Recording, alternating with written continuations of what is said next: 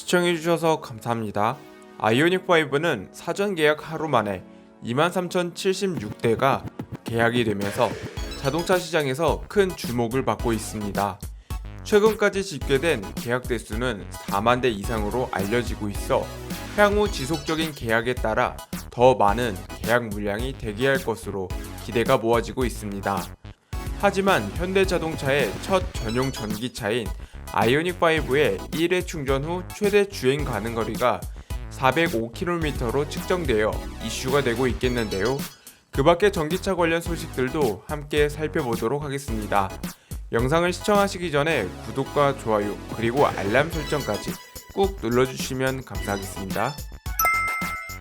보다 많은 아이오닉5 관련 소식은 아이오닉5 오너스 클럽을 통해 확인 가능하십니다.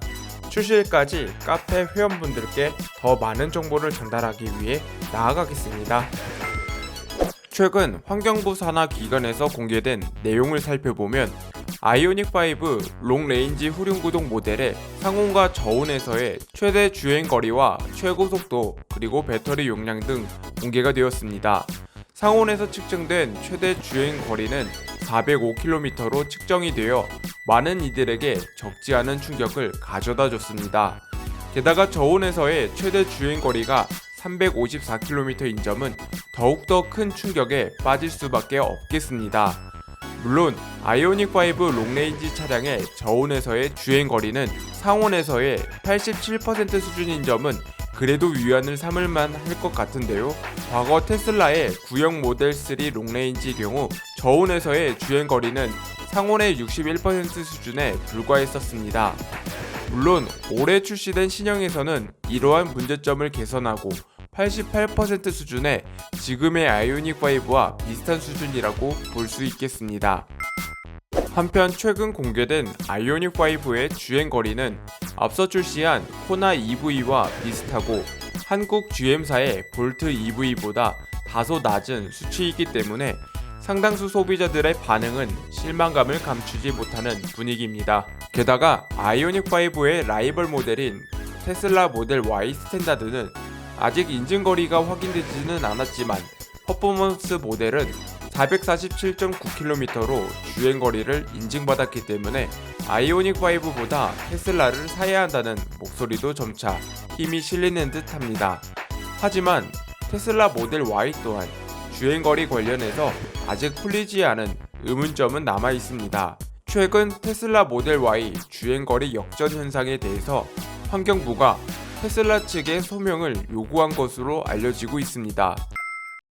이 같은 이유로는 테슬라 자체 시험 결과 고속도로에서 주행할 경우 상온보다 저온 주행거리가 더 길게 측정이 된 것입니다.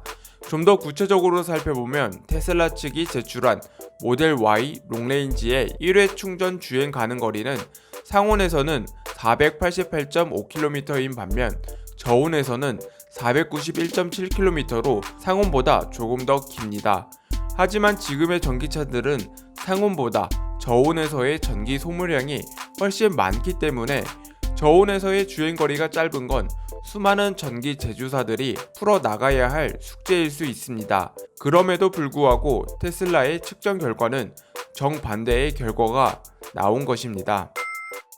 한편 이와 같은 결과가 발생이 된 것에는 테슬라 측의 기술의 발전됨에 따라 발생된 결과물이라는 의견도 배제할 수는 없습니다. 전기 모터와 배터리 등에서 발생한 열을 활용해 난방 효율을 높이는 기술을 발전시켜 이를 테슬라는 히트펌프라고 명칭을 사용하고 있습니다. 히트펌프는 저온 주행거리를 개선하는 효과를 가지고 있으며 올해 출시된 모델 Y와 신형 모델 3에 테슬라 최초로 히트펌프가 탑재되었습니다. 특히 히트펌프는 고속주행 시 진가를 발휘하기 때문에 고속도로에서 상온 주행거리보다 저온 주행거리가 더 높을 수도 있다는 의견도 있습니다. 하지만 결과적으로 주행거리를 따지는 걸 떠나 가장 큰 수혜를 입는 건 지난해 하반기 모델 3를 주문한 소비자분들이 아닐까 생각이 됩니다. 아이오닉5와 기아 EV6의 엄청난 사전 계약 물량이 공급이 시작이 될 경우 전기차 보조금 혜택을 사실상 받기는 어렵다는 분위기가 지배적입니다. 하지만 지난해 하반기에 주문한 테슬라 측 소비자들은 3월부터 차량을 인도받기 시작함에 따라 큰 걱정 없이 보조금 혜택을 누릴 수 있기 때문입니다. 지난해 9월 전기차 수요가 많은 서울시에서는 보조금이 모두 소진됨에 따라 전기차 계약이 취소되는 등 앞으로 전기차 보조금 혜택을 받기 위한 노력은 더욱더 필요할 것으로 전망됩니다. 오늘 준비한 소식은 여기까지입니다. 많은 분들에게 도움이 되셨으면 좋겠습니다. 다음에도 보다 유익한 자동차 소식들로 찾아뵙겠습니다. 시청해주셔서 감사합니다.